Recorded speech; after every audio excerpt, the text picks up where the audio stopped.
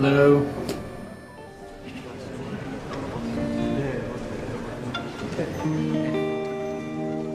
My name is Michael Furman, and I'm the project manager for Destination Erie Regional Vision. And on behalf of this organization, I'd like to welcome you to our Trends and Conditions Forum.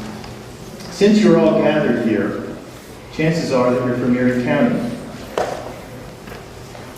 And you care deeply about what happens to this region. And there's good news. You're not alone.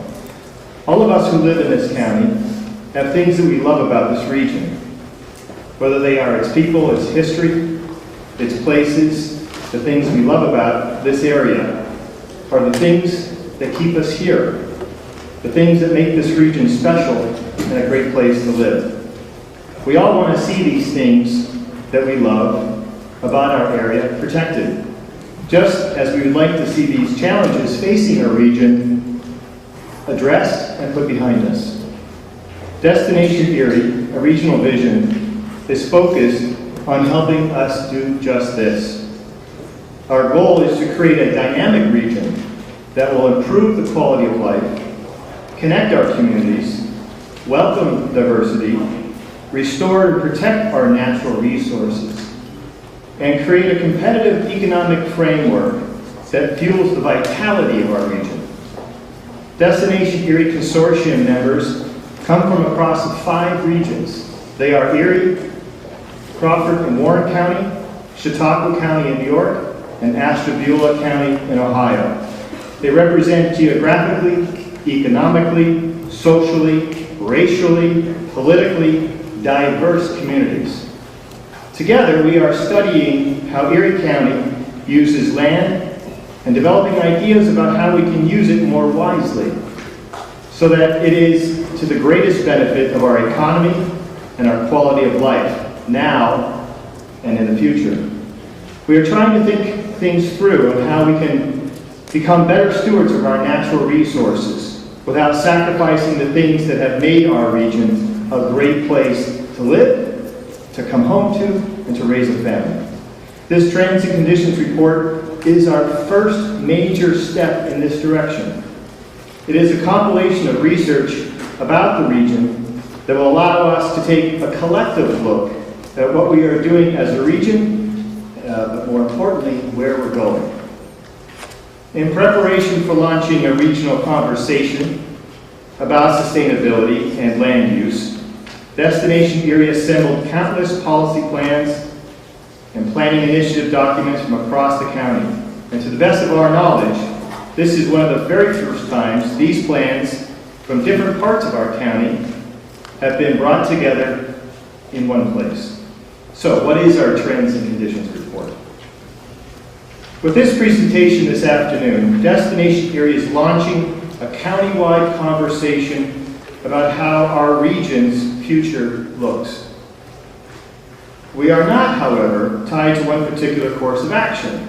We want to hear from you about your vision and our region, and then work together to transform the feedback we receive into a workable plan for our communities.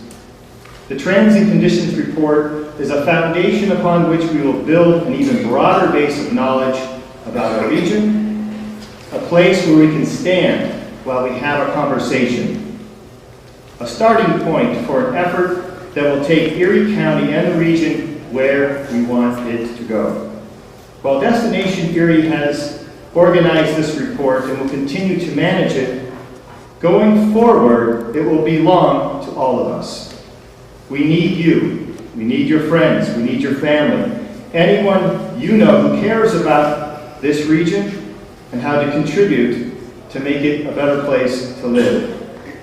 How you experience it, what makes it special, and what it needs. We need you to put this report to good use. Today is the beginning, not an end. It is a work in progress. The development of the Trends and Conditions report, which you're about to hear, has been informed by the beginning as a collaborative network. This collaboration highlights many experts, which you're about to hear from, and perspectives from across the tri-state region. This will continue as we begin our community engagement over the next phase of the journey and will be one of the most important outcomes of our work. Here to illuminate the findings of the report is a team of experts that spent the last 5 months interviewing many of you in this very auditorium and mining regional data. So would you please welcome to the lectern Principal Partner from WRT, David Rouse. Thank you.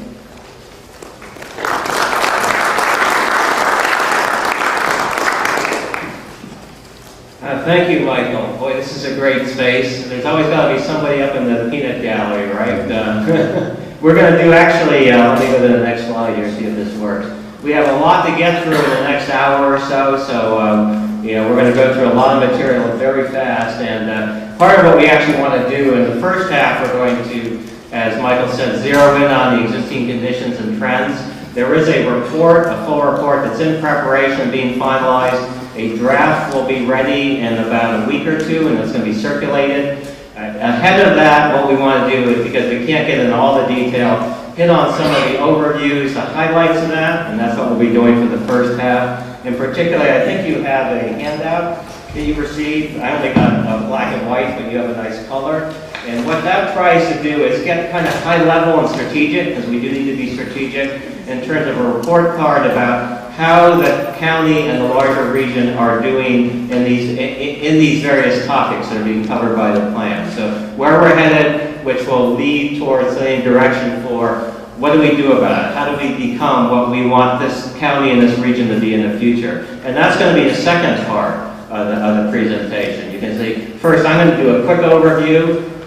Then I'm going to share actually the duty, and let me introduce to my immediate left, Rob Perns, project manager from WRT, a couple of representatives of our consultant team, Jenny Easton from Mullen & Lonergan, dealing with housing, Ron Kelly from Center for Research and Economic Competitiveness, obviously they're dealing with the economy. Jim Curry is also here, who many of you know, who's been working on that. So we're going to give you that overview. Then Rob's going to turn on and talk about, well, what in terms of the issues, what are the things that are driving what we need to deal with and the challenges as a region. So that's going to be number 4, looking at drivers, key drivers that come out of this information. At that point, we're going to put you at work with keypads, and I hope that the range of them reaches all the way up to that, but we will have you doing a little voting and prioritization exercise.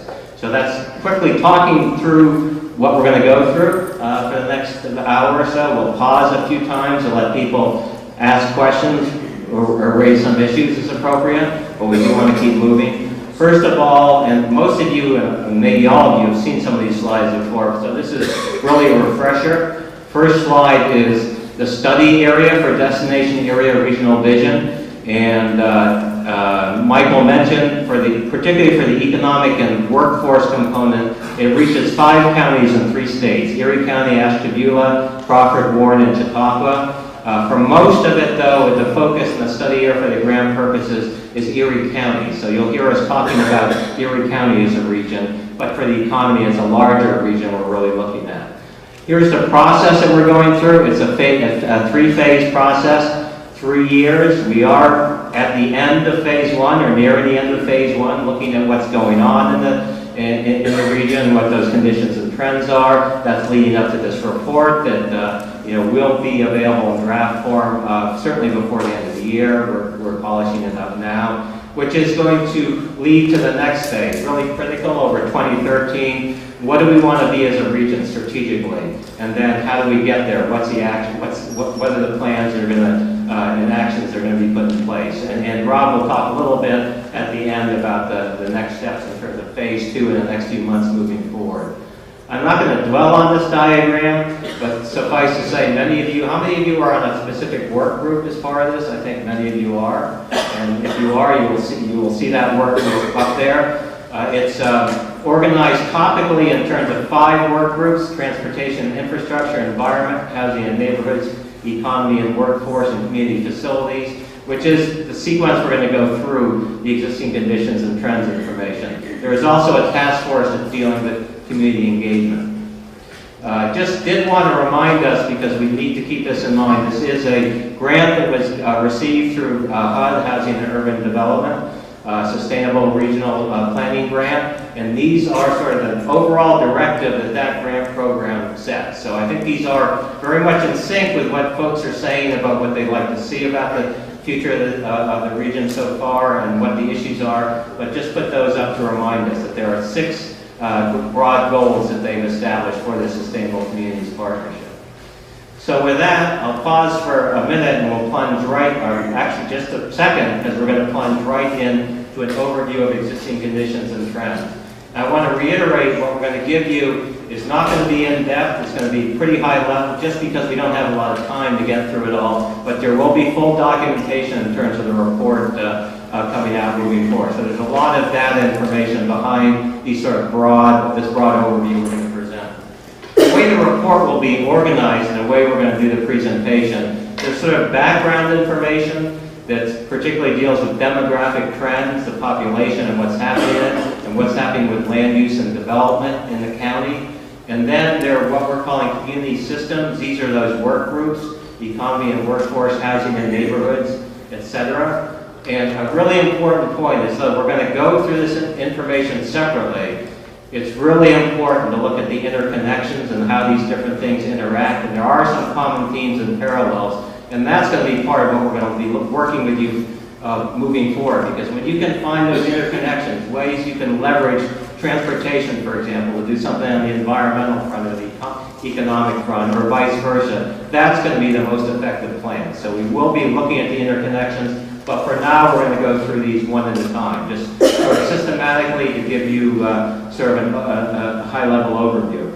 And what we're going to do is after we get through a couple of each one, we'll just pause for a minute and take a couple of questions or two, comments, just because we don't want to be just talking here. We do want to have kind of a conversation. And of course, as Michael is going to be saying, there'll be opportunities to follow up on this in the future.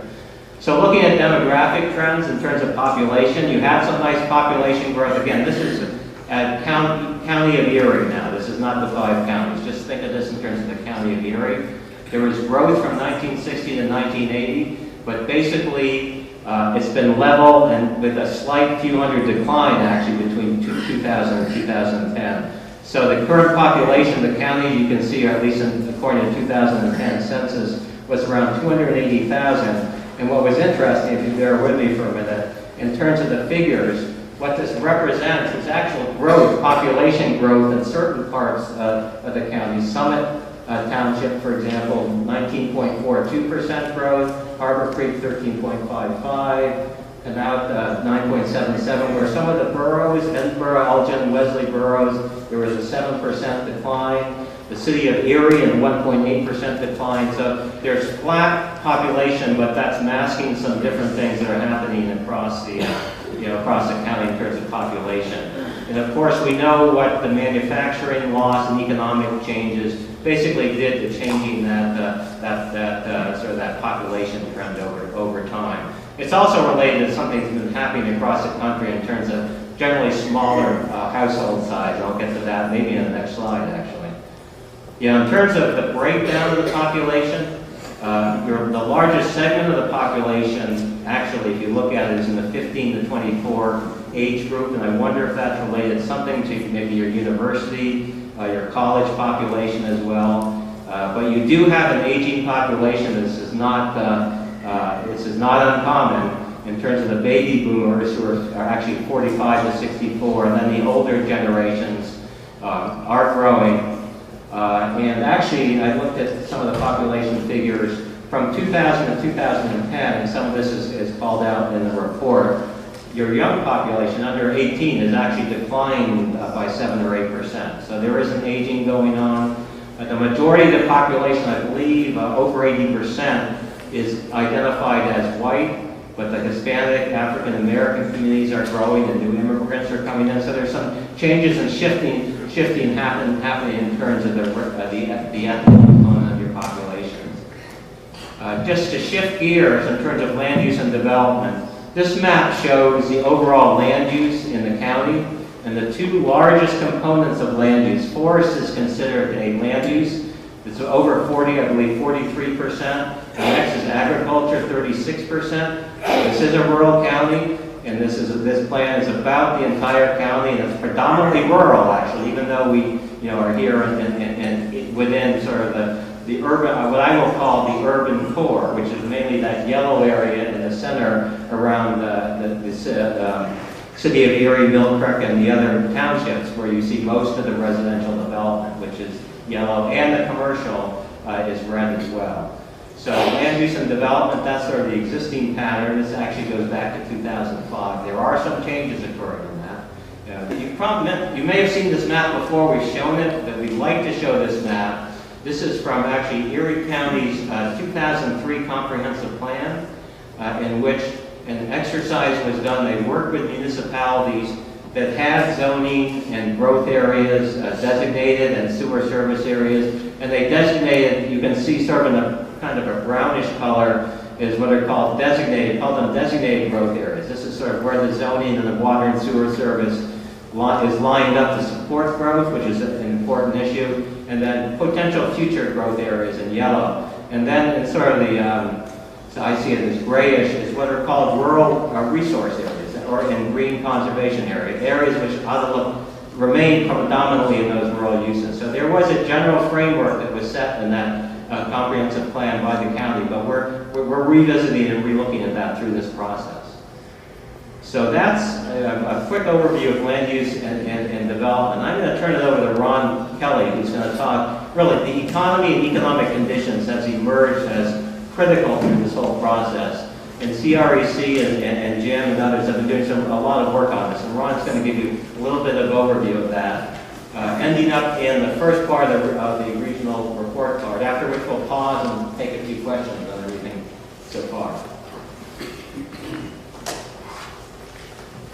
All right, thanks. Thanks, David. So for the purposes of the economy and workforce group, the analysis has been done at the 5-county level.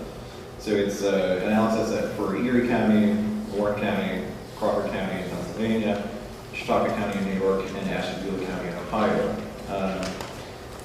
So, for many reasons, the sort of borders of those counties matter, but in terms of economic dynamism, those counties don't matter quite as much. Workers cross those borders in order to go to work. Supply chains for major corporations exist across those borders as well. So the analysis is done at the 5-county level. It would be impossible for us to talk about the economy for the region without talking about manufacturing, because it's a very important component of the economy for all 5 counties. There are certain types of manufacturing here that have really high specializations. We use a methodology called the location quotient in order to analyze those industries. And if you have sort of the same level as what can be expected nationally, your location quotient would be 1. There are certain types of manufacturing here where location quotients are 5 to 8, which means that the region has 5 to 8 times what could be expected nationally in employment in that type of manufacturing. So even though manufacturing is projected to continue to decline, manufacturing will continue to be very important here, particularly in those areas where there's specialization. And it's also important because those jobs tend to be some of the more high-wage positions within the region. So in the report, we've identified 12 different industry clusters, which are some manufacturing, some service-based, that are sort of core to the region. Some emerging industry clusters include advanced business services, local shipping and warehousing, and chemical manufacturing. And so those are some of the areas where we see growth potential going forward. We also analyzed what we call the visitor accommodations cluster, which includes both hotels, restaurants, that sort of thing, the sort of support services for visitors coming into the region, because there's been growth there. And healthcare continues to also be a very important part of the economy here, where there's growth anticipated both sort of on high-end healthcare jobs, including physicians and that sort of thing, as well as on the lower skill end, which would be not as high-wage positions. So unemployment locally has remained somewhat steady. Sort of the good news about unemployment is that the Great Recession didn't really hit as hard here as it did in other parts of the country. Throughout the recession, the unemployment rate within the region actually remained lower than what it was nationally. So the sort of the impact of the recession here was definitely felt, but it wasn't necessarily felt as strongly as it was in other parts of the country. You see here a chart that shows the unemployment rate in different counties, and you'll see that the trend is sort of similar, but the actual rate varies per county within the region. And it seems as though the recession actually hit Chautauqua County hardest of the 5 counties within the region. That's not to say that the unemployment is felt consistently. The last bullet point here does indicate that certain minority groups within the region have felt unemployment more strongly than others. In terms of labor force within the region, there's a much higher percentage of unskilled workers within the region than what is seen nationally.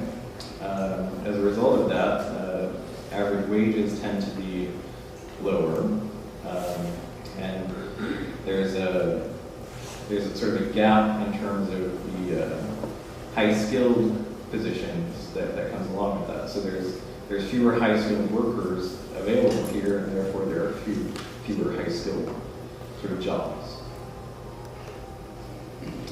So when we look at job growth, at the regional level, since 2001, we've lost about 13,000 jobs.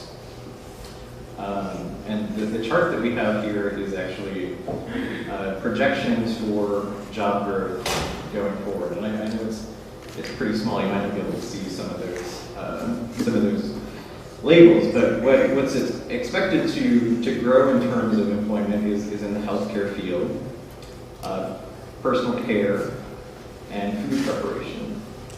If you look at the bottom, which is the bottom circle indicates jobs that are expected to be losses, you'll see that there's an expected loss in production, which would be manufacturing jobs. And again, even though we're expecting that there will be fewer manufacturing jobs, that does not mean that manufacturing will not continue to be an important part of the economy.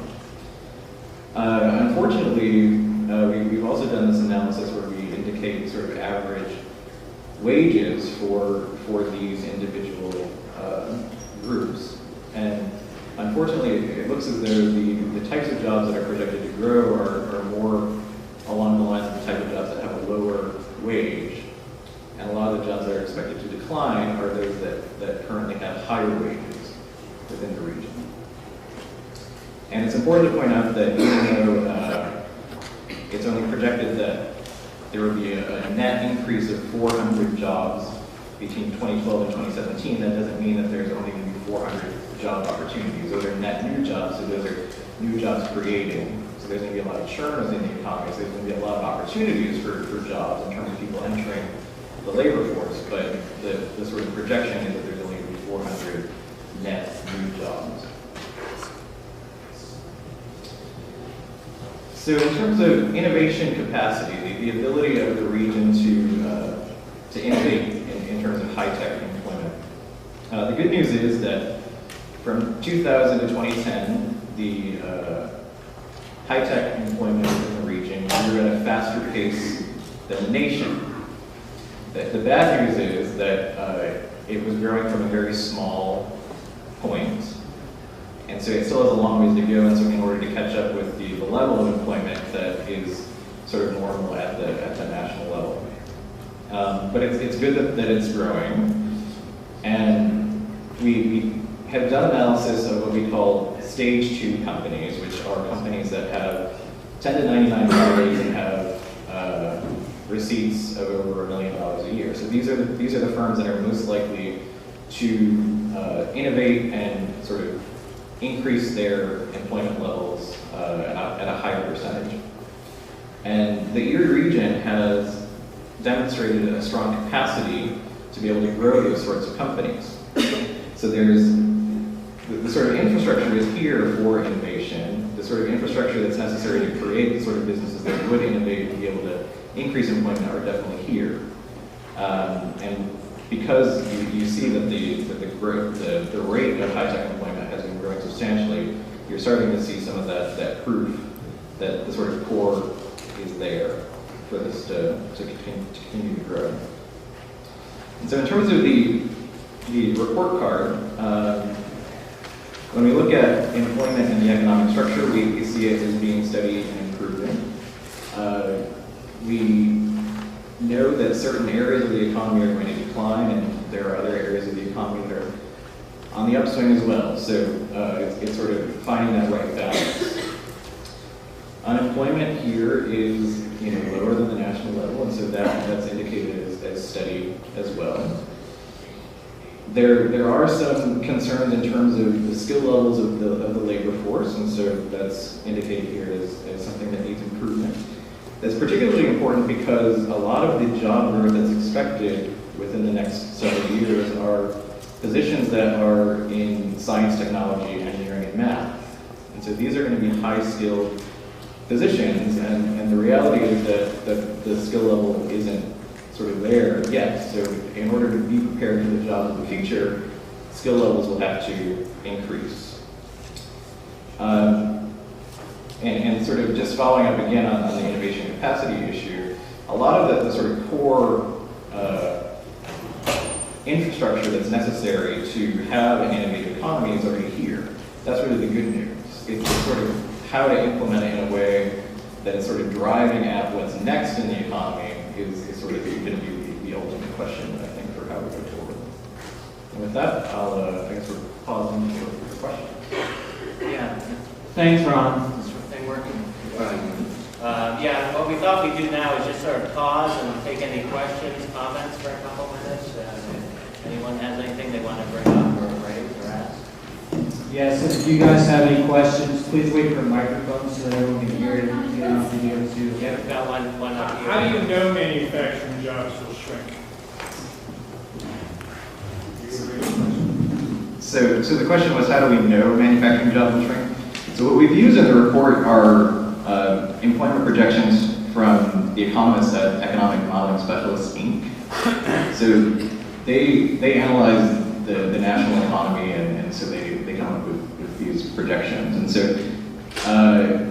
it's, they're projecting that manufacturing jobs will decrease. The historical trend has been that manufacturing jobs have decreased. That, you can't always necessarily predict the future, but their complex economic model is what we're using in order to sort of predict the economic forecast.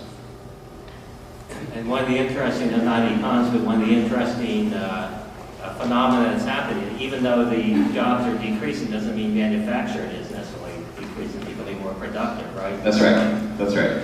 And so I would say that the manufacturing jobs that we'll see going forward are not the manufacturing jobs that we've seen over the past several decades. Manufacturing is becoming more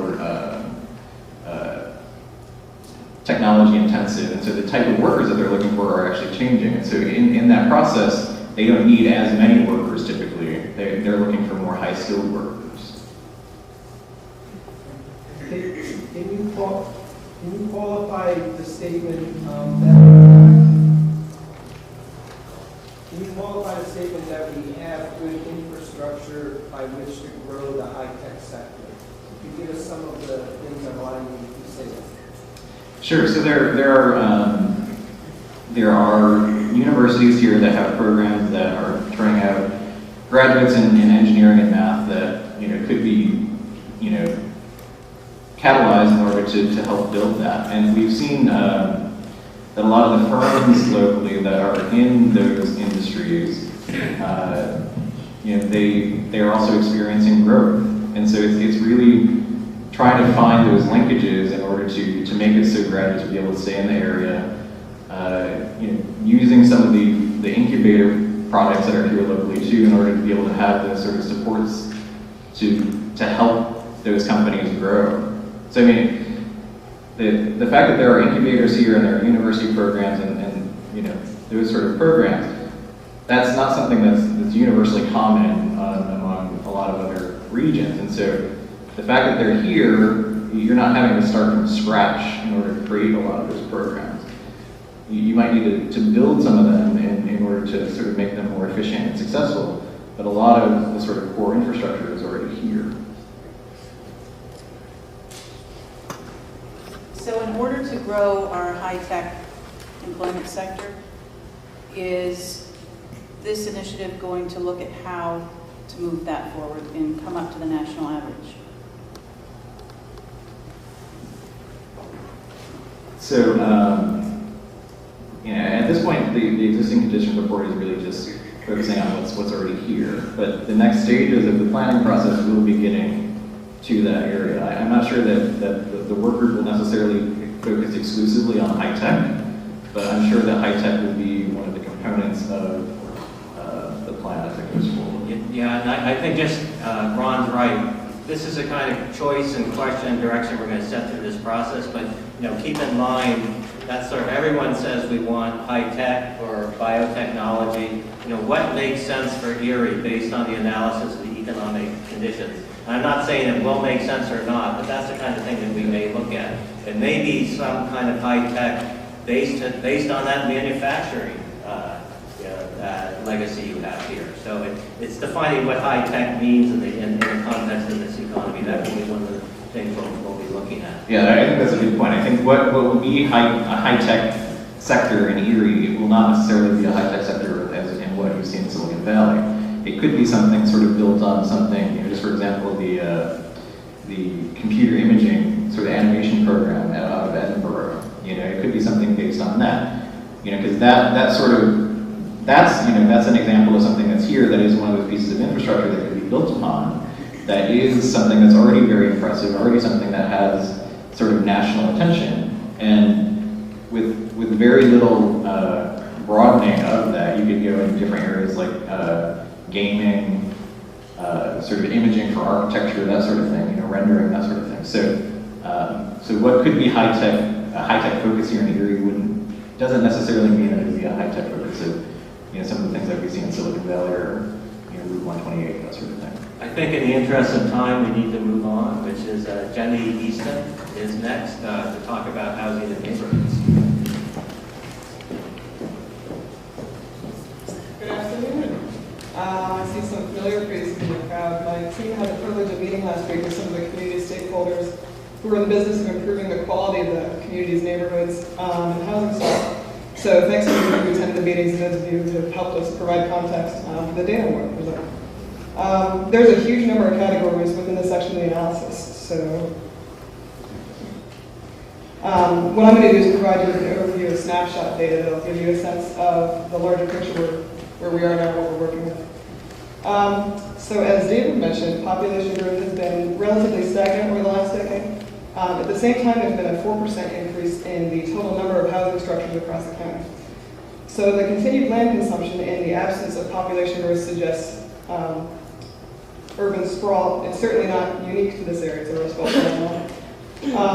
As I think will be intuitive to you, growth has been dispersed in certain concentrations across the county, with new housing construction strongest in the suburban townships. We heard from realtors last week in our meetings that the market here is holding its own, with growth of about 1 to 2% over the last year.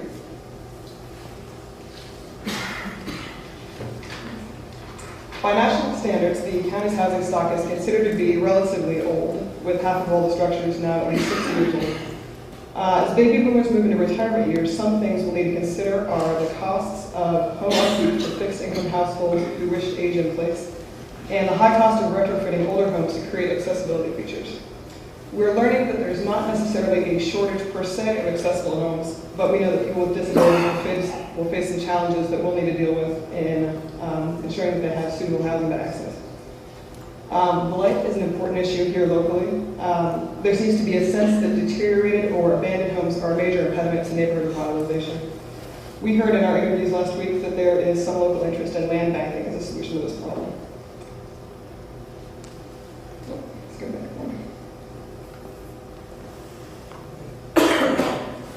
Okay. In general and in the traditional sense, housing affordability is an asset for this region, as there seem to be homes in a variety of communities accessible to family making the median income, which for Erie County was $43,600. 91% in almost 9 to 10 neighborhoods are affordable to the median income household at that level. At the same time, transportation costs are highly dependent on the location of housing. So together, housing and transportation costs consume 53% of all household income for a typical household in the county, which is above the 45% threshold of what we would consider to be affordable.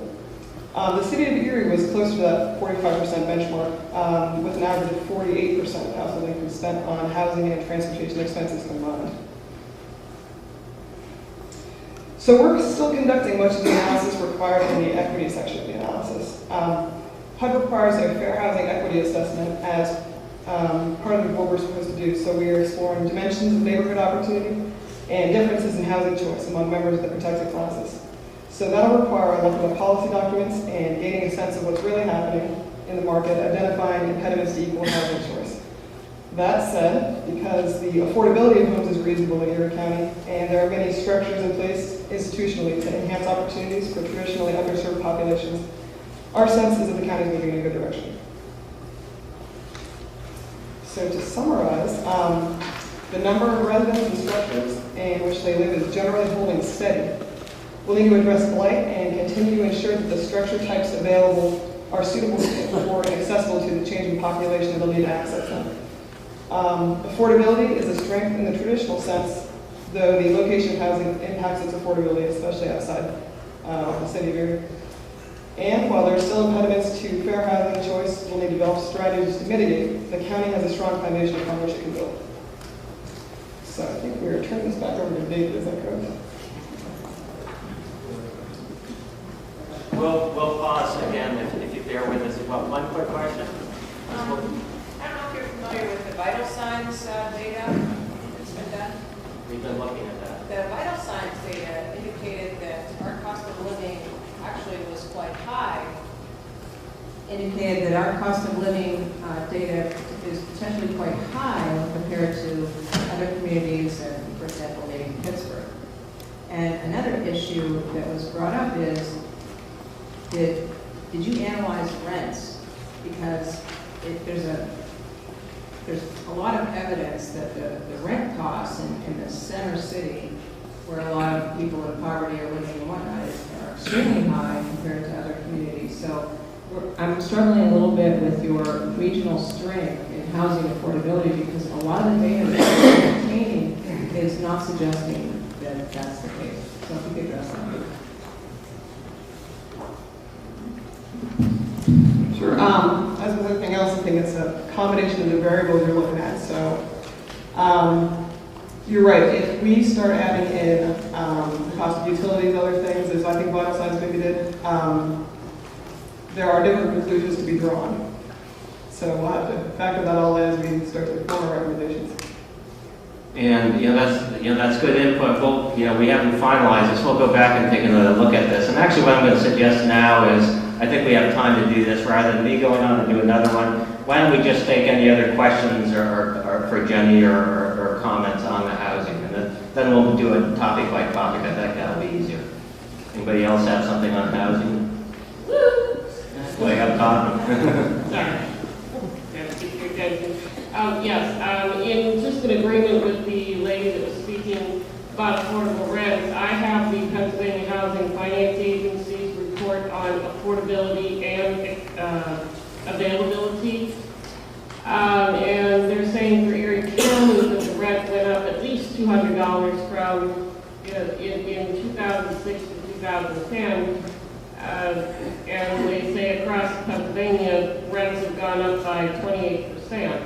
So that may be some additional data people would like to take a look at. And it is broken out by county, and their basis was, their databases was the census things for 2000, 2006, and 2010.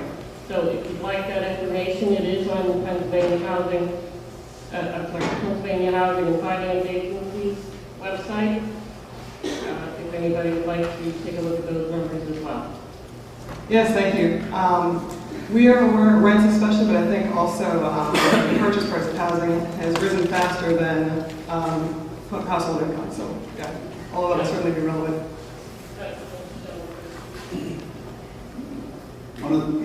One of the findings that the Center for Neighborhood Technology looked at, another consultant on our team, is actually housing costs have risen, as has been indicated.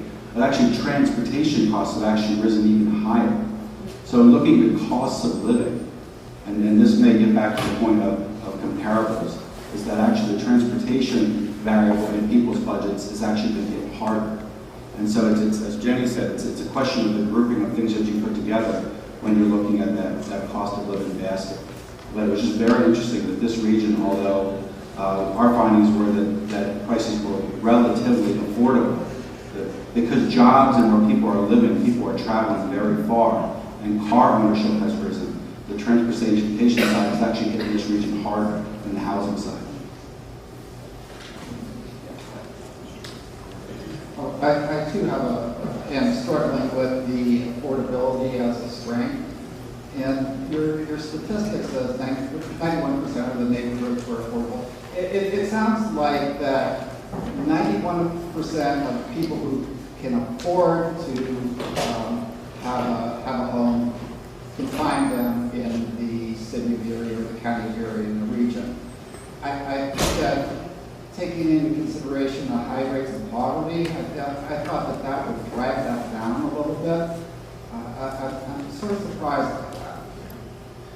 Yeah, on this issue, I think we're agreed that we're going to take another look at that. And I think the key thing about this discussion is, again, going back to thinking going forward, what do you do about some of these trends? What do we focus on as a region? And I think that this whole bundle probably comes together and actually connects to things that Ron was talking about in terms of workforce skills and match with jobs. It's going to connect to transportation. I mean, it's a spread out county, getting around. All these things will come together, but this is a point well taken. We will revisit this. And it may not end up as a regional strength in the action. This is a draft in the next version. We had somebody else up here had something. Yeah, just quickly, as part of your existing conditions, is there any kind of scoring about how, when you're assessing the existing building stock, and you're trying to determine what it would take to upgrade it, and relating construction costs to result in real estate value? Because that, we oftentimes run into that feasibility problem here in Erie, where we like to upgrade, but then the resultant assessed cost of that property doesn't match what we put into it. So is there any kind of tabulation of that? Well, I don't know if there existing studies have done that. I can say that this is an issue that we've run across most recently, or something that pops to mind right next door in Chautauqua County, where we did their comprehensive plan. And the city of Jamestown is exactly that issue in terms of how do you deal with cost-effectively promoting, reconstruction, rebuilding, given the market conditions. So that is certainly a key issue, but I cannot say that I know that there's been an analysis that would quantify that. I think for strategic purposes, it's something that needs to be looked at moving forward. Unless someone else does. You know anything, Jenny? I'm not I know, I'm not sure. I know that there's been a good light study that's done. I don't know if that study, I haven't looked at that personally. I don't know if that study got into that issue. And that identified areas of light, which are particularly, I think, the city of Erie, maybe Corey, and some other identified places across the country, across the county where light is a particular issue. As you're looking at the patterns of housing, are you looking at refugee, immigrant, new American population? Anything I saw so far was basically African American and Asian. We have started, it's hard because the census data doesn't necessarily identify those populations that are emerging. We are gathering information about those populations, and I think it's an important issue, again, moving forward, because there's a lot of debate about immigration policy in this country, but I'm a firm believer that immigration can be a source of, economic strength and stimulus and renewal for older areas. And there are other places that are sort of positioning economic development strategies around immigration. So I think that's something we need to look at. And again, there may be a connection there to the housing issue. You're absolutely right. We're aware that there's a substantial refugee population in the community, and we've identified that group and the advocates for that group as important to be viewed during the analysis, particularly for the fair housing equity assessment, to make sure the impediments to housing choice for that group are identified and addressed. I think maybe one more question or comment. We need to move down here. I'm just curious as to how many households are below the median income. Can you answer that, Jenny? Yeah, the figures anyway. I know it's in our data. I can't answer Well, it. if they're below the median income, then they can't afford homes. Yeah. So that needs to be addressed, because Yeah. if they're below median income, and you have a huge population below that, you need to look at that as an affordability issue. Yep. If somebody's Absolutely. making $25,000, they can only buy a $50,000 or $60,000 home, or pay rent at $500 or $600 a month. Okay. You got one more. I believe it's 56% of the city is moderate income or less. Those are the numbers that are stuck in my head for some strange reason. But backing up a second, you know, when you have to put $40,000, we run some of the city's home ownership programs, and we routinely drop $30,000, $36,000, $38,000 into a house. It doesn't change the value of that house. It basically, it's what the neighborhood will bear. If we have too many neighborhoods that are depressed, you know, you put $40,000 into a $40,000 house, guess what? It's worth $40,000. At what point, you just sort of say, you know what? Maybe it's time for the wrecking ball. Yeah. Because we are creating our own life by building new and building new and building new. Because our population is stagnant. And I think that was an issue that was raised before, and I think we do need to move on, but just, you know, I mentioned Jamestown and Chautauqua County. Their housing strategy was actually a triage. It's that, you know, we're going to give up certain areas and focus on other areas. I mean, just because there is the extent of the problem. And that was the plan that they came up with. And there's other examples of larger shrinking cities that are looking at different, same strategy. Again, I'm not taking any preconception or, you know, prejudging what we'll come up with, but that's something that needs to be looked at in the mix. And there are, you know, there are other places that are looking at that. Okay, let me, I think I'm on the next, in terms of the environment. And again, we apologize. There's a lot of stuff we're throwing at you. We have limited time, but we do want to, I know many of you are in work groups and you're focusing on certain areas. It's really important for everyone to see, at least get a sense of the big picture. You'll be able to get in, if you're interested in more detail on any session later on. So in terms of water resources, you know, I keep coming back to this. It's a tremendous asset for the county and for the region. I mean, you are Pennsylvania's only window on Lake Erie, and the Great Lakes are the probably the biggest freshwater resource for the 21st century, a time where you're going to see a lot of issues around water. So you have abundant water resources, and that obviously feeds recreation, beaches, fishing. There are environmental issues with water quality. We've been hearing about those, some of the streams in the lake. There has been work being done to address this, and there's sort of long-term challenges in terms of stormwater runoff, you know, pollution, etc. Climate change. I'm not going to hit on climate change, but that is being addressed in the report. There's been some work done on this, certainly at the Great Lakes level, in terms of what the implications are. There are pluses and minuses for the region. I mean, as an overall, there are probably minuses, but there are potential pluses as well for this region. Environmentally valuable land, we basically are looking at this as being some of the conservation of wetland lands, floodplains, steep slopes, and there's conservation efforts going on. But a lot of the land isn't preserved. It's sort of, you have valuable land, and your rural county is still there, but you know, a small amount of it actually has official preservation. Tree cover, I mentioned this before. Largest areas, your largest land use in the county is tree cover, which again is a major asset for environmental, air and water quality. And by the way, not just in rural areas, also in cities, suburbs, boroughs, you know, the urban tree canopy, the urban forest, we do a lot of work in this area as a major asset. Conservation districts certainly have strength in this area. We met at their offices this morning, and there's partnerships going on with our environmental organizations and others to promote, you know, some of these values and education around these issues. This area covers a lot: parks, recreation, and open space. About 32,000 acres of parks and recreation land. That's largely state. The county, as you know, doesn't have any parks. There's some municipal in that.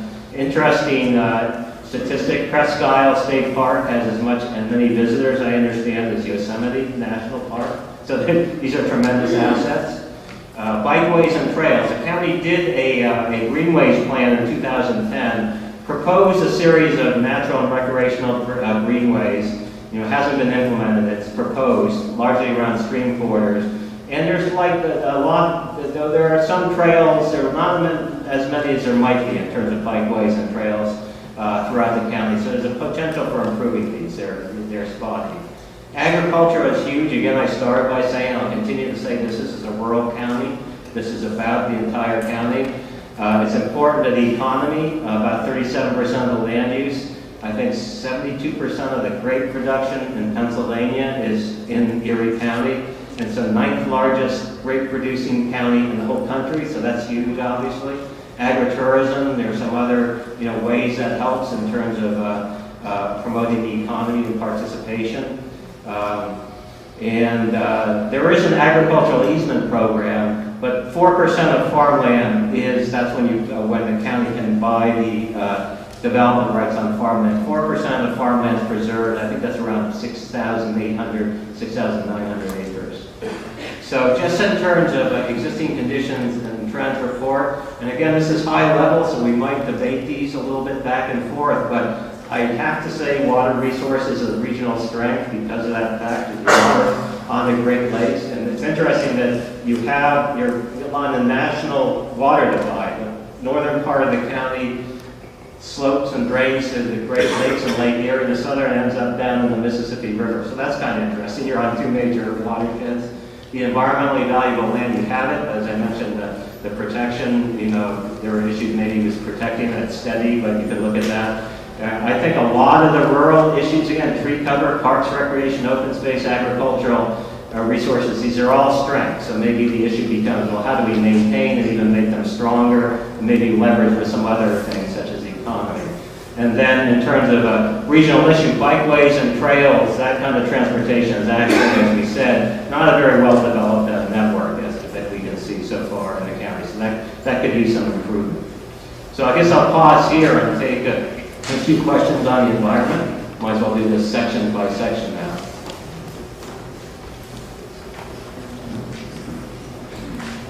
Are you going to be addressing the issue of fracking? The issue of fracking has come up in this, and the existing conditions report talks about the Marcellus Shale and some of these other resources. So it's something that comes up, and I think that we will need to address it through this process.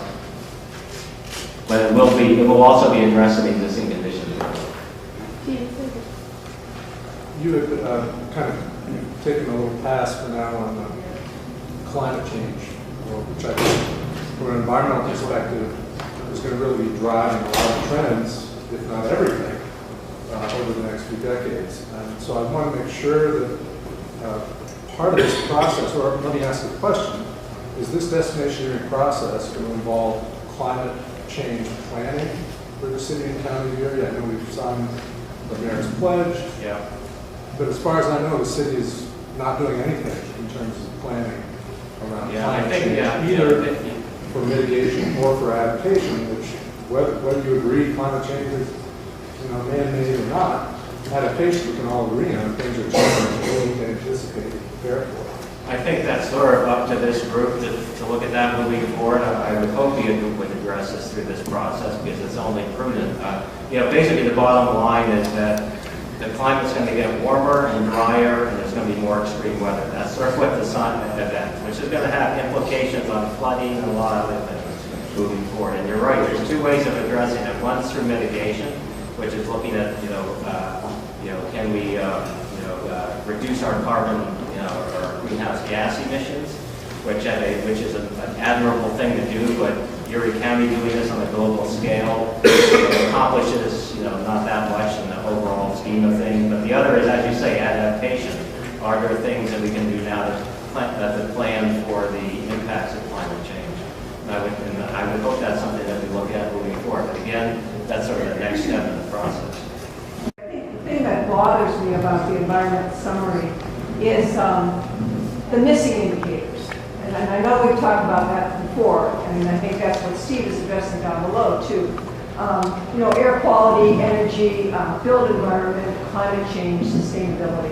Somehow I think this has to be reworked. Yeah, I think that we will have indicators. I think this whole, all of these elements will have indicators as we move forward, and we're starting to identify what are called flagship indicators for some of these, for some of these topics. And I think so. That's the next level of analysis we want to get to. I don't know, Rob, if you want to comment. Yeah, David's exactly right. In phase 2, when we're looking at strategies and future vision, we identify, air quality is a typical one, energy, where we look at performance of those particular aspects and how we can improve them versus other variables in the planning process.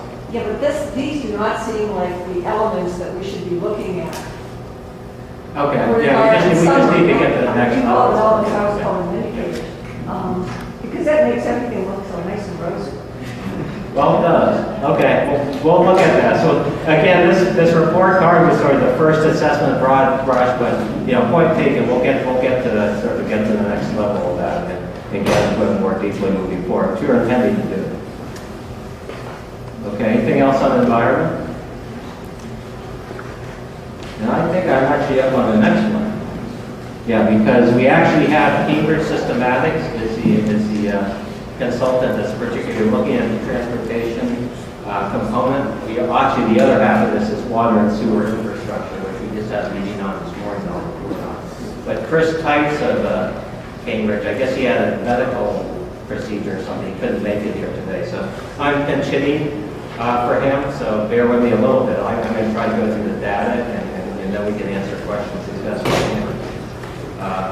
In terms of transportation network and access, basically there is a well-developed transportation infrastructure in Erie County, roads, freight rail, water, and transit. Interstate access is good. So, transportation has really been the basis of this of Erie and why it was founded to start with. There is auto dependency, obviously, and I think it's related to it being a spread out county. So about 90% of commuters drive to work, and commute times are relatively short. There are travel delays and congestions, certainly at some hot spots in and around certainly the urban core area of the county. And freight mobility is predominantly on the highway network. So in terms of public transportation, our understanding is it's a strong network for a region this size. Again, this is not a large region. It's classified as a medium-sized region in terms of bus transit. And EMTA, I understand their ridership is growing. It's over 3 million passengers in 2011. But of course, then going back and looking at the pattern of the county in terms of being most of the population living in the greater Erie area that can utilize that transit. Other centers being further out and a lower density makes it challenging to get that transit service really covering and available to everybody that needs it. And that again relates back, I think, to the affordability, the combined housing and transportation issues. I mentioned non-motorized transportation. There are gaps in the bicycle and pedestrian network. And we've heard a lot of actually input, and a lot of people would like to see more bicycle facilities, lanes, bike parking signages in the county and the city. So there is growing movement in this area, but again, this is an area that needs improvement. We'll get to that in a minute. In terms of connectivity between modes, it's difficult to get around, again, without a car. I mentioned that. Modes, by the way, are the different types of transportation. You probably know that, but in terms of auto, vehicular, transit, walking, biking, the county lacks what are called complete streets, which are streets that are easy for pedestrian and bicyclists as well as cars to use. The connections aren't always safe or attractive. I mentioned the bikes. And again, a limited transit availability outside the urban areas. Amtrak is extremely limited, and then there's limited sort of intermodal opportunities, passenger and freight. So these are some of the issues in terms of connectivity. Water and sewer infrastructure. This was interesting. We had a meeting this morning, and the second one we've had through this process, of most of the water and sewer providers and authorities represented from throughout the county are getting together through this process and starting to talk about issues related to water and sewer infrastructure. And it's a really important issue. I may have mentioned it earlier. Your public water and sewer are an important role in determining where does new growth and development happen. And a lot of the soils in the rural parts of the county, as you know, have limited availability to absorb on-site sewage. And so as you have growth that happens outside of these service areas, it can put a strain on and create demand for public water and sewer to move outside of some of these areas. It makes it more difficult to achieve efficiently. Basically what we're hearing, the bottom line of all this is there's good water and sewer infrastructure where it is, the capacity is there, but it's aging and the costs are rising, and there's a need to work together to figure out ways to bring that up to par and improve it where necessary to continue to provide good service. And there's some interesting discussion happening in this topic among the providers about how they might work together to do this. So this is an example where there's already been a direction set and some initial conversation about what can be done through more collaboration beyond just individual authorities to address these issues. Energy infrastructure, basically there's a heavy reliance on coal for electricity in Erie County and the state of Pennsylvania, which gets back to some of what we're talking about, earlier. Basically the transmission lines bring that power in from generating stations elsewhere. Here on the renewable energy, I'm not quite sure why going back to this earlier question, why Marcellus shale natural gas is under renewable energy, but that is another form of energy that obviously you have here, so that's an issue that's going to come up moving forward. In terms of renewable energy, the onshore wind resource isn't strong, but we understand the offshore wind resource has great potential, and it's being tapped elsewhere on the Great Lakes. And biomass resources is something that's come up a lot. It's actually driving some of the agricultural markets these days, from what we're understanding the demand for that. So that's considered a renewable energy source, and that's sort of an issue that needs to be looked at moving forward. And again, by the way, there are a lot of other consultants that are working on aspects of this. This aspect of the work, actually, Cadmus Group, I think, has put together the piece on renewable energy. So just in terms of summary here, a regional strength of transportation network and access, when you look at sort of all the modes together, is pretty strong, particularly the connection outside of Erie. And I think Erie is it's a really important point because you are sort of at I'll say a sweet spot between Buffalo, Cleveland, Pittsburgh, and really poised on that water with a port, inland port on Lake Erie. So there's a lot of things that come together as a potential strength. But when you look at the specific infrastructure components of that, there are issues, which is with that in public transportation, which is why we have that in steady or improving. And then non-motorized transportation connectivity between modes are underdeveloped. We classified water and sewer infrastructure as a strength because you do have that in place, but it's something that needs to be paid attention to. And then sort of the others are in the middle in terms of energy and infrastructure and renewable energy. So I'll stop there and we can take a few questions or comments around this topic. Yep. Thank you for letting me make two comments. I don't know if you're familiar with a wonderful strength we have in our community, namely Erie Together, a collaborative poverty initiative. There are basically 6 facets, let's just call them, not to get too deep here. However, I would like to say that public transportation has been labeled a barrier to employment at almost every level. If I live in the city and are lucky enough to get a job in East or West County, I have sometimes one bus to get there, one bus back, and that's it. We have very little bus in the county, and I have to argue that there's no way that's steady or improving. So if you could address that, please. Yeah, and I think part of that issue there is, again, is looking at the ridership, but you're absolutely right. It's a mixed bag. And I think in terms of moving forward, that's something that obviously we need to address. And it's a good point because, as I said earlier, it addresses the connection over to the economy and the workforce and some of these other issues. Quick question about the intermodal connectivity. Yeah, that's a big one for sustainable communities, obviously.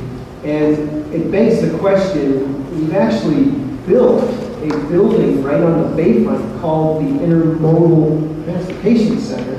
I'd like to know, in the existing condition assessment, is that a successful project, or does it have the capacity to be much more successful than it is now? I'm going to have to say you're asking the wrong person on that question, because we didn't do that component of it, but we'll go back and look at that. I think that is addressed in the existing, under the transportation section. There's something to look at. I don't know if there's anybody in the room who can comment on that.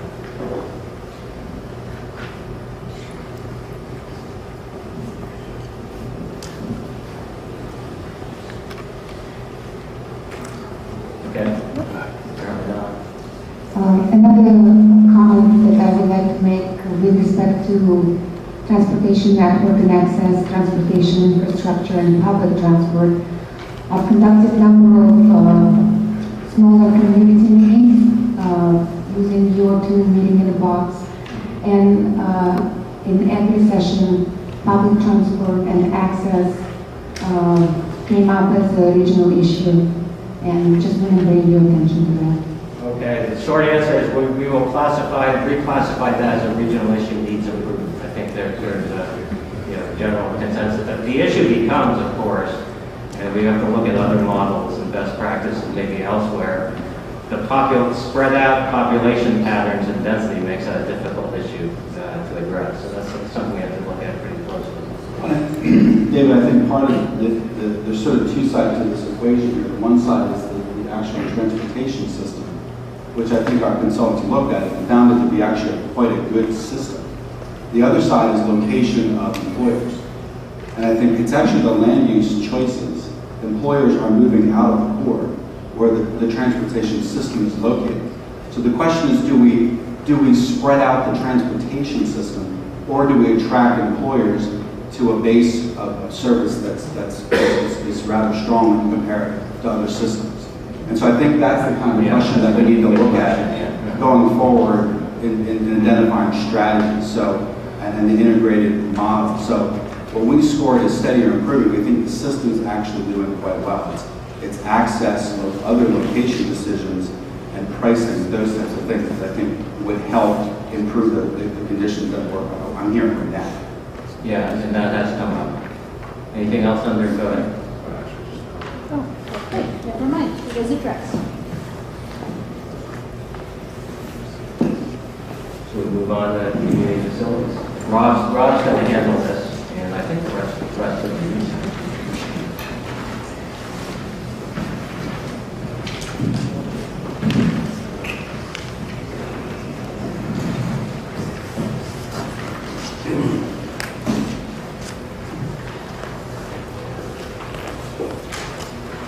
Good afternoon. I'm going to run through the community facilities section and then move into some of the challenges and root causes, as David mentioned earlier.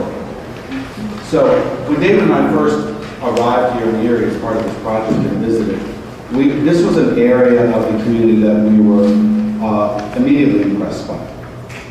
The number, the dedication, and the variety of community facilities in this region, I think just as an overall comment, is impressive.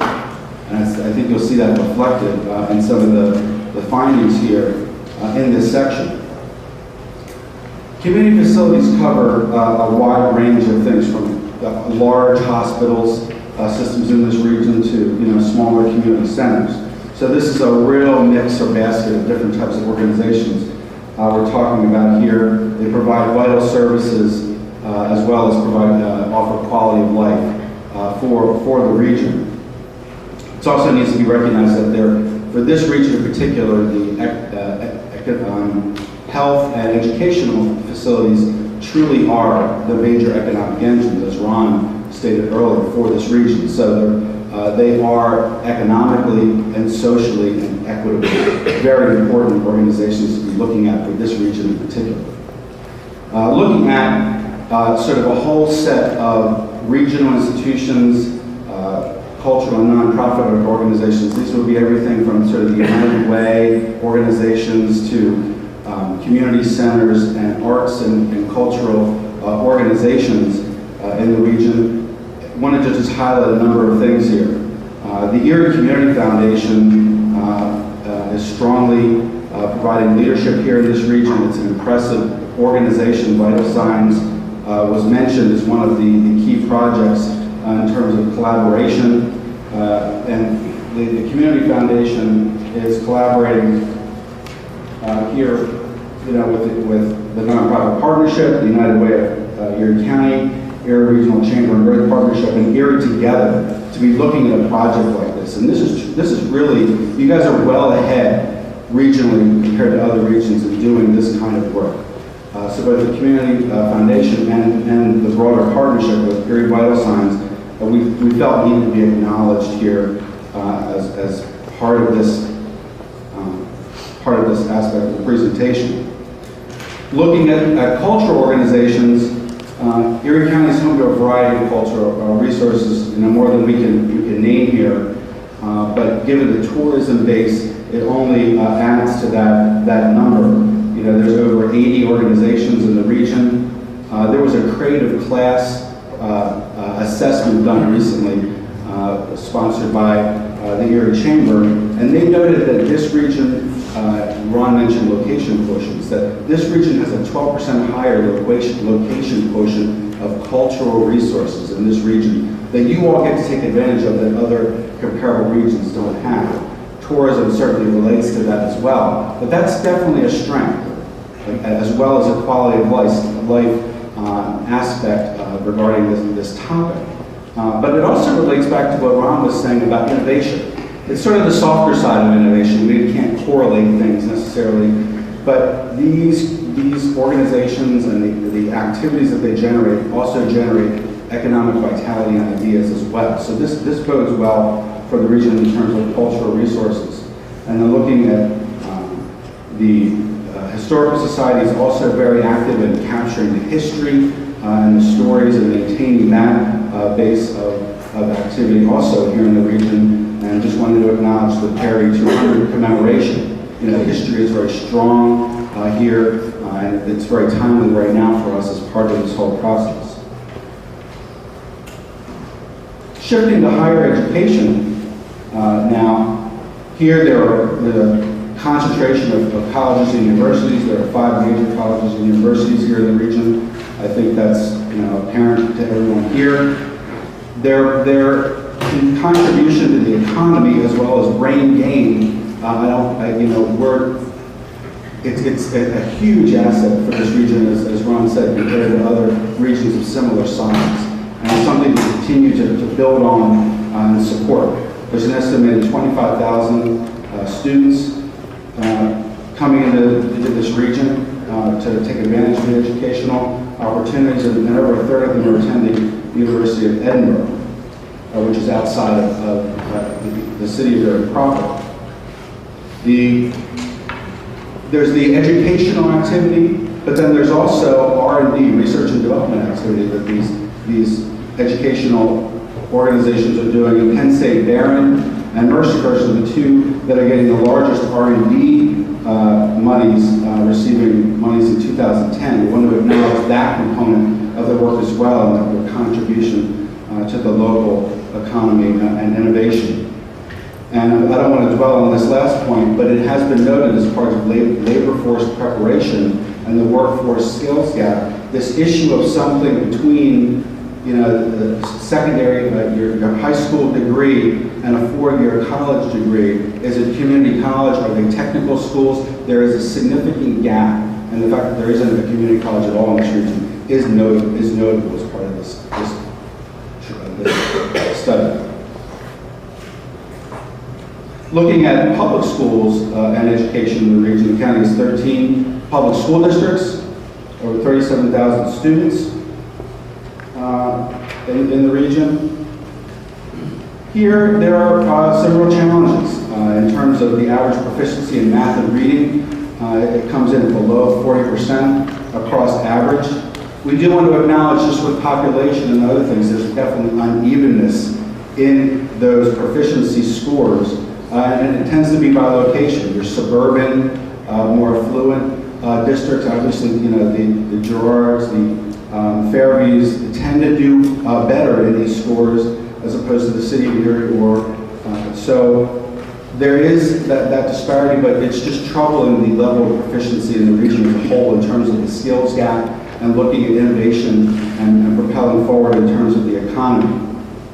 We also want to acknowledge that the Erie School District is currently working on an optimization plan in the face of deficits, large deficits. They're really having to look at facilities and how do they effectively address facilities and programming going forward. So they're right in the middle of that process, and the Destination Erie Original Vision process is going to be looking at that and working alongside that as part of this effort.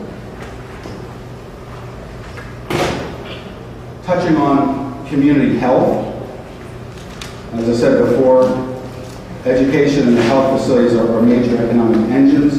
In this region, there are 7 hospitals, and they're located in the urban areas. The healthcare is the largest single cluster in the region, as Ron had mentioned earlier, in terms of economic cluster. There were 25,000 jobs in 2012.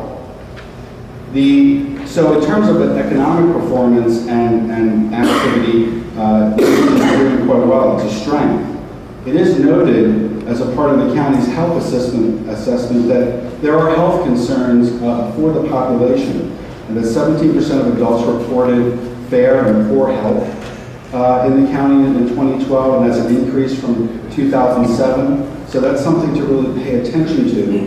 And Vital Signs, as they did their assessment of health, it really came down to trying to build a culture of habits or well-being in terms of the conclusions that Vital Signs were looking at. So while it's not probably the highest concern when we look at the scan across this region, it's a growing concern, one to pay attention to. Also noted is that municipalities in the eastern portion of the county, there's actually a designated medically underserved area federally in that part of the county. Although there are great assets here in Erie, in downtown Erie, those residents have a hard time getting access both to care providers and services in that part of the county. So looking at access, again, is a concern as far as wellness and community health. Looking at public safety, the county, when you look at comparable other regions, the county remains a relatively safe region with crime rates about 6 per 100 residents, and that's compared to 7.26 per 100 across Pennsylvania. So it fares well in terms of that perception of safety and the crime rates. It is noted, though, that really the crime is concentrated, so that almost half of the crime activity in the region does occur within the City of Erie's police jurisdiction. So we're looking sort of at strategic issues in terms of crime, perception, and safety issues as you look at this aspect of community facilities in the region. One would also note that the county operates and maintains a 911 emergency call system and provides the emergency management and hazmat services across the region, providing leadership there. I also just wanted to note that there is an active neighborhood watch series of groups in the city of Erie as well as Port. This is more of an informal way of policing, but I think it is notable. There are over 60 groups in the city of Erie that do this. So that definitely supports the police, eyes on the street. So I wanted to acknowledge those activities here in the region. And there's increasing concern, as Roman also mentioned earlier, about blight and how sort of the soft side of blight, the broken window syndrome, is contributing to the perception of unsafety and crime. And there was Erie County's 2011 strategic assessment noted that this issue of blight is contributing to this sense of less safety on the street. And so we did want to acknowledge that, sort of tying this issue of housing and condition with this perception of public safety and community facilities as well going forward. So just to summarize, looking at community facilities, as I stated previously, the regional institutions and nonprofit organizations really are a strength for this region, for quality of life and for economic vitality reasons. Higher education as well, clearly, I think is a regional strength with the number of organizations and institutions present in this region. Public schools and education are really noted as a regional issue. To look at proficiency, look at facilities and physical issues, and really needing to address that as a region, and maybe look at it more collectively. Community health is steady or improving. We know that some concerns related to wellness and I think lifestyle, and that those concerns are there and are growing and will be looked at. Public safety also, we know the crime, and they're definitely looking at the concentrations of crime, the issue of blight, but we know that is sort of steady or improving in terms of, it is a relatively safe place to live, and in terms of perception and crime rate. So I'll stop there and take a few questions on this topic.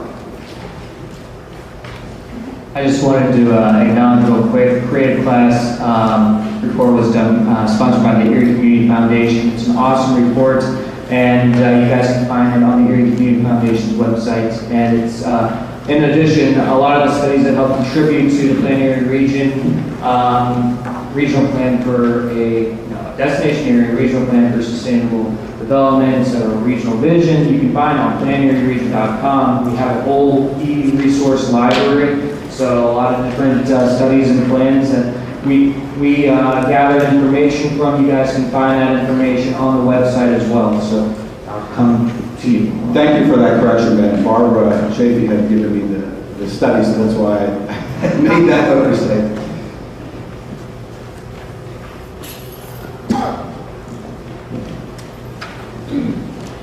Okay, I have a few items to go over with you. You had stated previous to slides that we have a heavy reliance on coal. Well, I don't feel that that's a problem because there is such an abundance of coal within, 3 or 4 states that we have here. And also that you mentioned the limited gas from Marcellus Shale. Well, the Marcellus Shale, as we all know, that is an abundance of natural gas. And I know that the present administration does not like either one. And I wondered if this was possibly an influence on your decisions of what you have come up with. Also about colleges, community college. Before we move on to the colleges, we'll address your first question. Yes. The coal statistics as well as the gas, we're basically addressing the patterns and what exists currently. The question of whether we continue to utilize those coal, natural gas, move to wind power, these are all costs and benefits related to what this region determines it wants to be in the future. Climate change and climate adaptation, which coal contributes to, is considered the highest concern, and there need to be policy shifts. Those will come out of the people's choices and the working group making those decisions.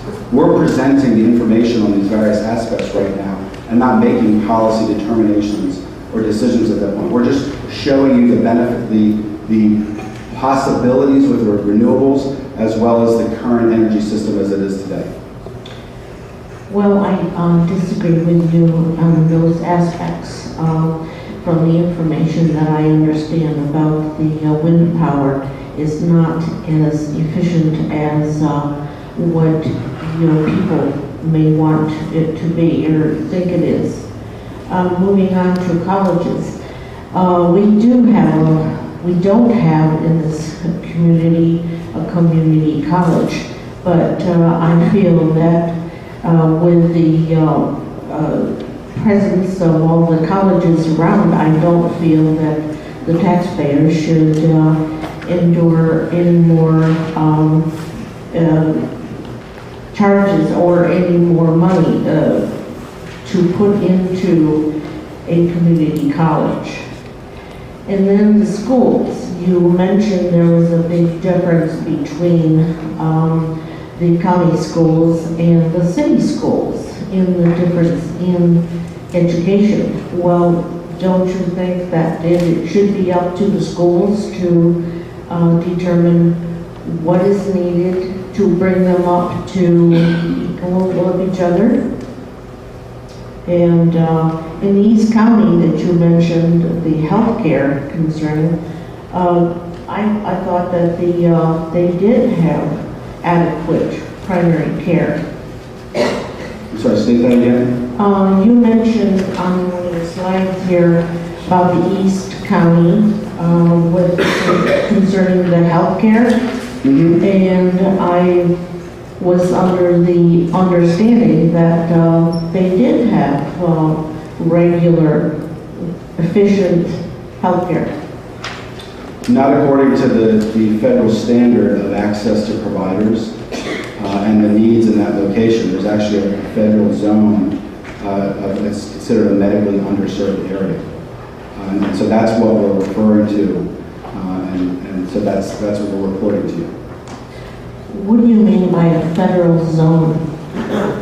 Basically, these federal studies look at areas where there are the number of the population and providers of medical care, the needs in those particular areas, and they determine, well, based on the demographic information, is there enough presence of medical services that, are the needs being met?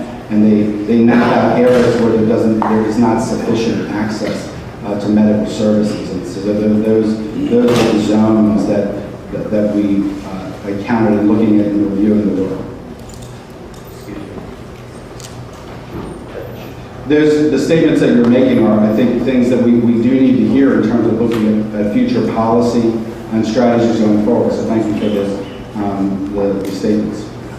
Excuse me.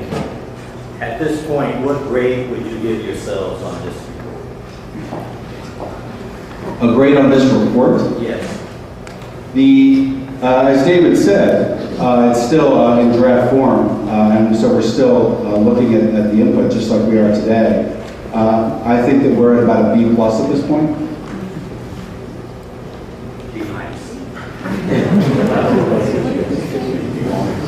I guess that's an appropriate comment since we're just talking about public schools. Right. Lack of, the one concern I have is the state of the minority community in the region and the lack of detail in the report about minority specific and the broad nature of the perception that people have. And I can see where a lot of these issues where it impacts minorities are tied together.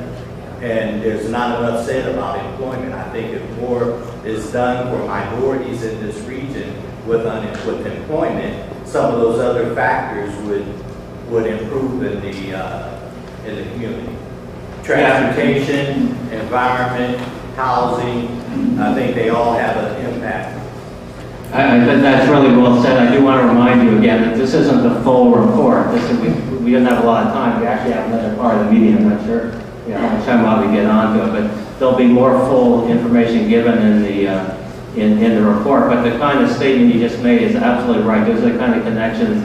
Now we're looking at sort of this baseline of factual information. How do we make those connections, and what's going to make the real difference for this region moving forward? And that's going to be the next phase of work that we'll be looking at moving into 2013. And also Mullen and Lonergan, Jen, you may want to say something on this, but they're actually doing a whole assessment looking at areas where there are areas of concern, they call them, and they tend to be aligned with areas of poverty and areas of minority concentration and access to opportunity. That's a part of this process going forward that we need to, we're doing this baseline information and understanding the demographic information, and those areas will be looked at, and specific policies will be looked at to address those specific areas to increase access to opportunity for those underserved groups across the region. What's obvious from your findings are that we have strengths in meds and eds, but nearly every Rust Belt metropolitan area can say that. What are the distinctives that you're seeing that are bubbling up that are going to be perhaps our ticket moving forward and that we can just go all in on, develop these stage 2 companies? And I mean, are you seeing anything bubbling up as far as circles of strength?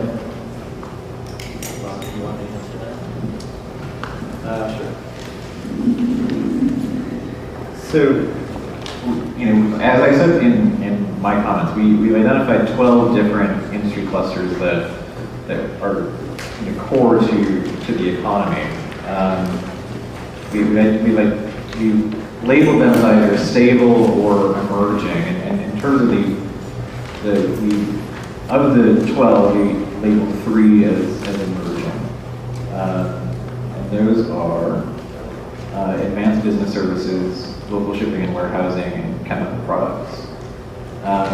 That's not to say that there aren't other areas that we've identified as stable that will not continue to grow as well.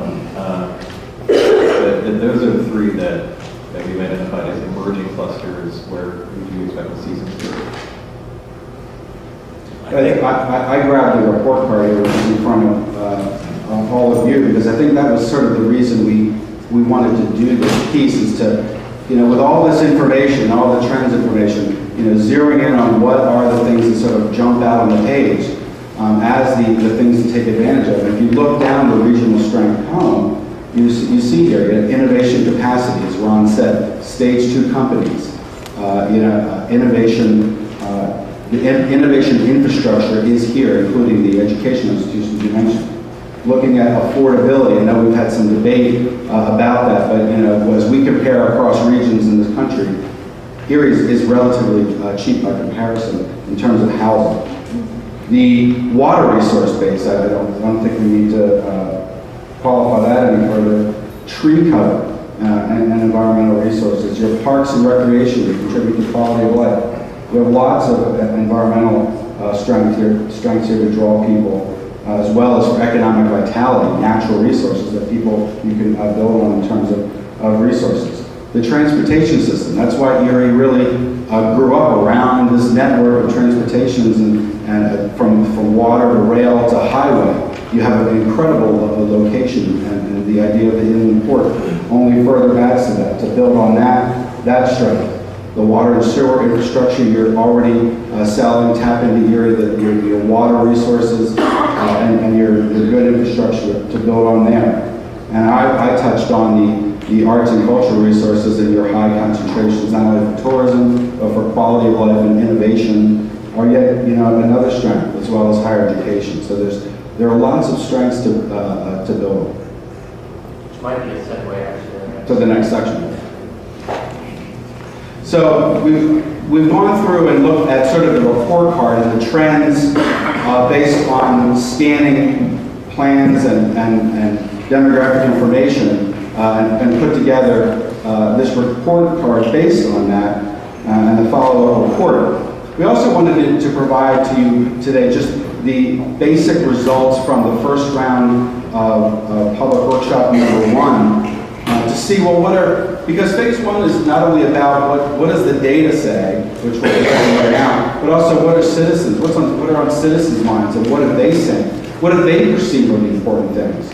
And so we just wanted to review the regional strengths that came out of that first workshop. And they categorized natural resources and the waterfront as a regional strength, water and economic opportunity related to water, cost of living, affordable home ownership, education offerings, arts and culture, geographic location, and the diverse urban and rural communities.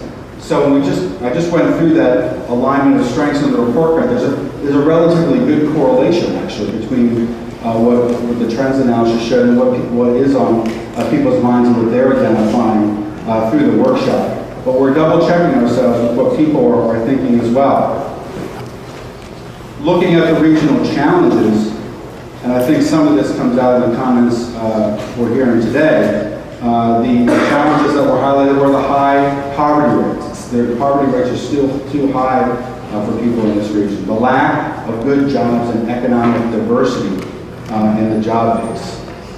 An interesting one that we hear quite often is this sense of apathy or lack of vision. People just don't have a sense of hope about Erie's future. That negative attitude, that comes up often. Public education, the need for a community college. We've touched on that already. The lack of regional coordination, people needing to talk together more and work together more. And the skills gap disconnect between the resources in the region and the needs. So again, I think a lot of these reflect the comments we've heard today, as well as some of the things highlighted, although we have highlighted additional regional issues in the report card that's before you.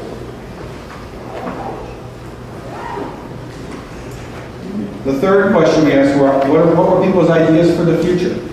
So we thought you'd be interested just to get a summary of these. Here, looking at reducing poverty rates, increasing family self-sufficiency, focusing on that. Focusing on regional coordination between school districts. More community involvement. More effective use of the lake and the bayfront to even build more on that resource. The need for bold vision and leadership going forward. There's a sense that this is a time for change and forward thinking. A successful community college and technical education. Renewable energy opportunities. Improve public transportation and high-speed rail. Needing to change self-image, improve the brand of the region going forward. And focusing on neighborhood revitalization strategies and the reuse of abandoned buildings were key ideas that emerged from the workshop in October as ways to address the challenges that were represented.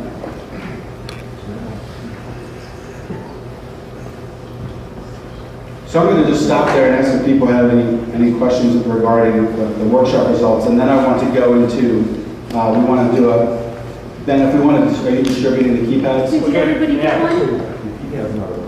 Yeah.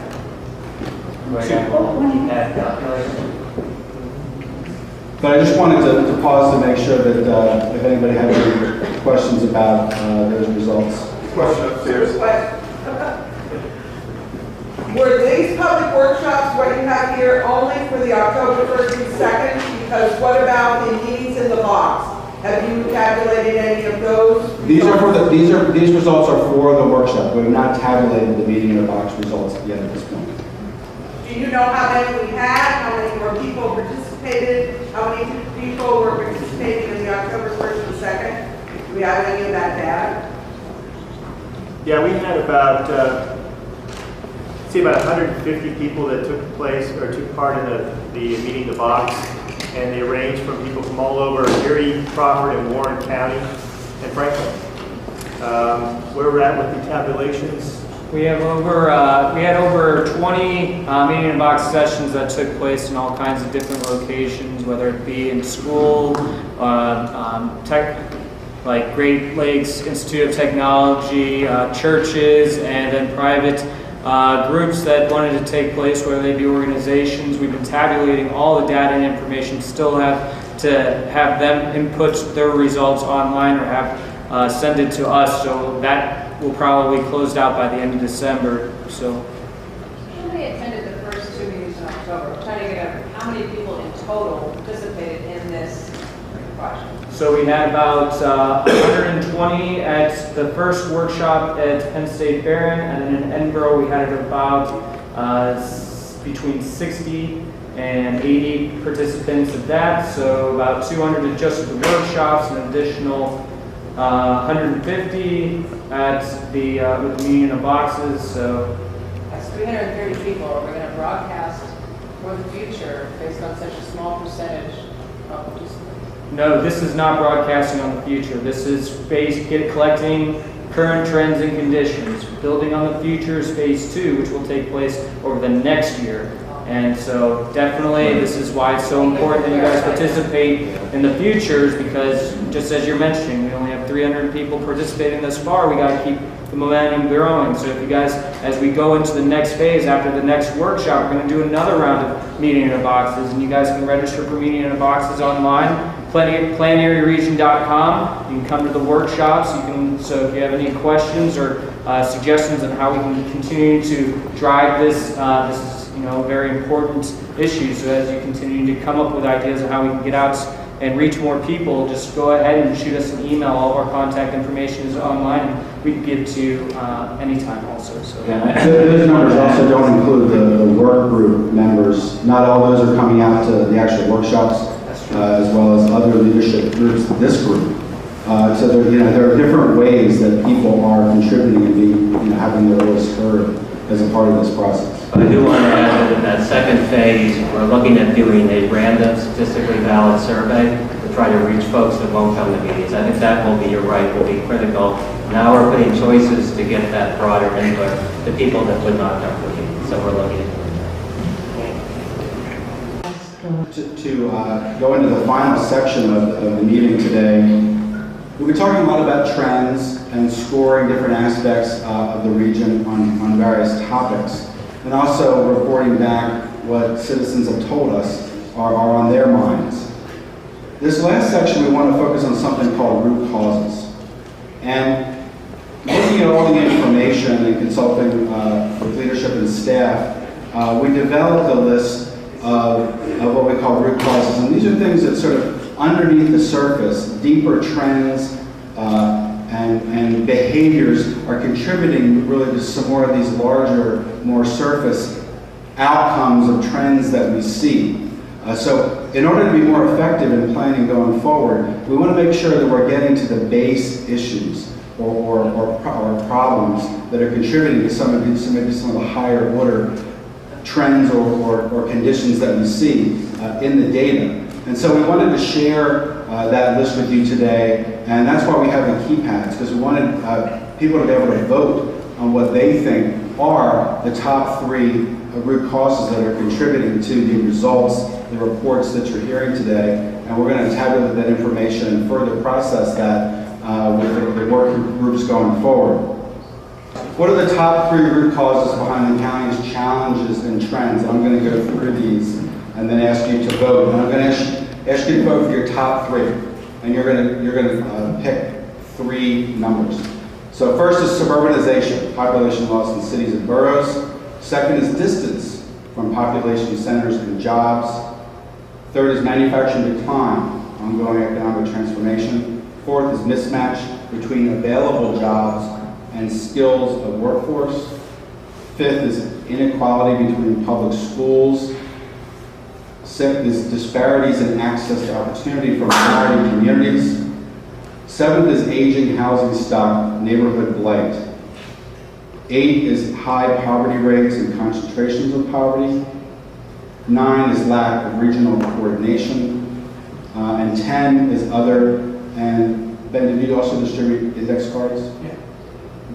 Please write down one that's not on this list if you'd like us to consider further with the work groups. That's top 5? Top 3.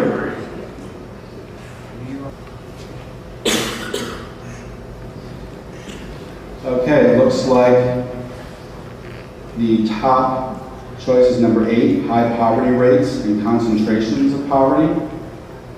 We have a tie for second at 51%, looking at manufacturing decline, ongoing economic transformation, and mismatch between available jobs and skills of workforce. And then it looks like the next one is number 9, lack of regional coordination.